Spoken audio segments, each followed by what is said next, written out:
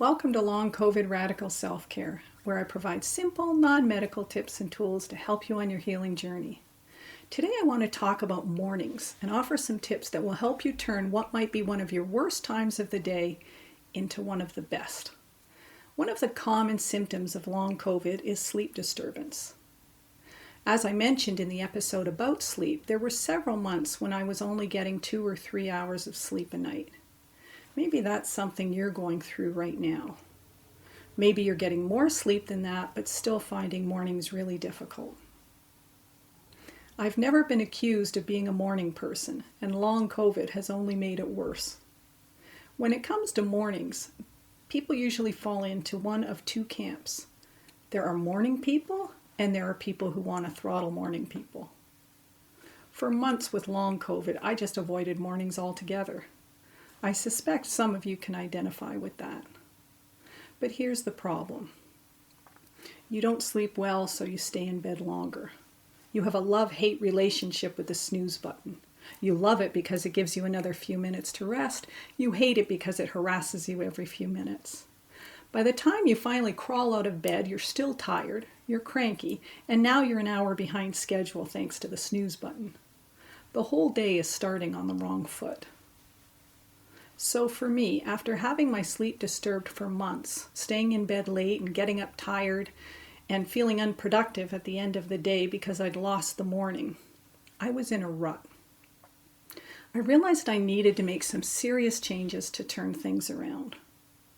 Change is never easy, especially when you're worn down, but it's sometimes necessary to generate some momentum in the right direction. Things won't change until you change things. Or as author John C. Maxwell said, you'll never change your life until you change something you do daily. The secret of your success is found in your daily routine. So instead of spending my mornings trying to catch up on the sleep I didn't get the night before, I started to force myself to get up earlier and dedicate my mornings to a routine that nurtured my physical and mental health. Not only can a positive routine help your sleep, but it will make your days so much better. I'm calling it a positive routine because it needs to be a routine that feels good. The idea is to put yourself into an upbeat mood first and take that momentum into the rest of your day. Plus, when your morning routine is enjoyable, you're more likely to stick to it. So here are some suggestions to get your day started right. If you've watched a few of these videos, you know I often provide a list of tips. Think of my suggestions as a buffet. Take what you like and leave the rest. Everyone's situation is different. Remember, it's your body and your life, and you need to do what feels right for you. But note that picking what's right for you doesn't mean just picking the easy stuff from the list. That would be like picking nothing but dessert from the buffet. At an intuitive level, you know what you need to do. And that may take a little effort, but if you make the effort, good things will happen. So here we go. 1. Set your alarm to get up at the same time each morning. Even if you didn't sleep well, get up. It'll set a routine and you'll likely sleep better the next night. Don't keep hitting the snooze button. One person I know has a routine when the alarm goes. She says 3, 2, 1, up, and forces herself to get out of bed. Getting over that first hurdle gets the rest of her day moving in the right direction. She's always glad after she gets up on time and gets a few things done before noon. 2. Read or listen to something that inspires you and promotes wellness either before or right after you get out of bed. Just search YouTube for morning meditation or healing meditations and you'll probably find something you like. If that doesn't work for you, try some uplifting music. I recommend you avoid the news entirely in the morning.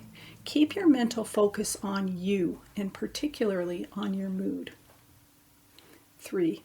Take time to eat a healthy breakfast. This is one of the best reasons to get up a little earlier, because when we're late, a proper meal is usually the first thing to be sacrificed. Eating well is an investment in your health, and your health needs to take priority right now. I either use my juicer to make a fresh juice with carrots and kale and stuff, or use my blender to make a smoothie with a mix of fruits, veggies, and protein powder. It takes 15 or 20 minutes to make it and clean up, but I know my body appreciates it, and I feel like I've done one good thing before I've started to tackle my to-do list. If you can't do it every day, commit to do it every second day or 3 days a week. 4. When you're in front of the mirror after brushing your teeth and combing your hair, take a minute to look at yourself in the mirror and ask yourself these 2 questions. 1. How can I help you to be more healthy today? Then listen.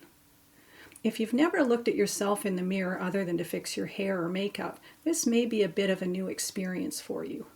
Most of us tend to look at ourselves critically every time we look in the mirror. I'm inviting you to look at yourself in the mirror with compassion, to look beyond your face into your deeper self, into your heart. Yoko Ono said, "Smile in the mirror. Do that every morning and you'll start to see a big difference in your life." So the first mirror question is, how can I help you be more healthy today? The second is, how can I help you to be more happy today? Way back in episode 2, which is part 2 of Create Your Healing Cocoon, I talked about the importance of bringing more joy into your day. Sometimes that may be scheduling something fun like having dinner with a good friend or watching a couple of episodes of a binge-worthy series. Other times it may be adapting a chore so that it's a little more enjoyable, like watching a funny video while you wash the dishes or playing your favorite music while you get dressed and make the bed. Or you could call a friend while you're folding the laundry or buy yourself a flower to brighten up the kitchen. You get the idea. So again, the 2 mirror questions are, how can I help you to be more healthy today? And how can I help you to be more happy today? Write the 2 questions on a Post-it note and put it on the corner of your bathroom mirror so you don't forget to do it. 5. Final tip. Don't overload your schedule. Remember, your priority needs to be recovery. Make sure you have breathing room every day so you're not stressed trying to get everything on your list done. A good rule of thumb for me is to look at what I think I can reasonably do in a day and then cut 1 or 2 things out, because I tend to overestimate what I can healthfully do in a day. Have you ever kept yourself so busy that you don't even take time to go to the bathroom between activities? Have you ever skipped meals or forgotten to drink water? That's ignoring your body, and that's not going to help your recovery. Now I try to make sure I include time to sit for at least 15 or 20 minutes between every major activity. I take that time to enjoy the fact that I've gotten something done and to mentally plan the next activity. It's also a time to check in with my body to see if it needs anything, maybe some food or water. Before I start the next activity, I can take a few breaths and just be in the moment.